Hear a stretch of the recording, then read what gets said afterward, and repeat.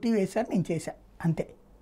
నేను మొన్న ఆ వరద ప్రాంతాల్లో చూశాను, ఆ సచివాలయాల మీద జనం విపరీతంగా ఎగబడుతున్నారు.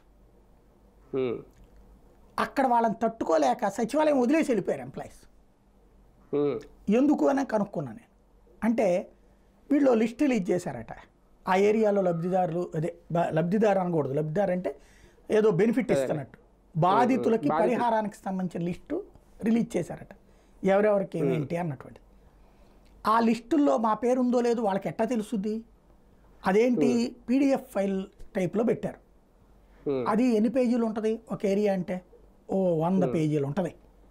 100 పేజీలు వాళ్ళు ఏం చూసుకుంటారు? వాళ్ళు మామూలుగా వాళ్ళు ఏం చూసుకోగలుగుతారు వాళ్ళు? దాంతో చాలామందికి తెలియదు, అంత అవగాహన కూడా లేదు. 1వ పేజీ 2వ పేజీ ఇట్లా చూడటం. దాంతో కొంతమందిని అక్కడ ఎవరన్నా చదువుకున్న వాళ్ళు తెలిస్తే వాళ్ళని అడిగారు. మిగతా వాళ్ళు చాలామంది లేబరే ఉన్నారు. వాళ్ళు వెళ్ళి సచివాలయం నా పేరుందా, మా పేరుందా, మా పేరు లేదా. అక్కడ లిస్టు ప్రింట్ చేసి పెడితే తెలుసుద్ది వాళ్ళు. అసలు ఎన్యూమరేషన్ ఎవరు చేశారు?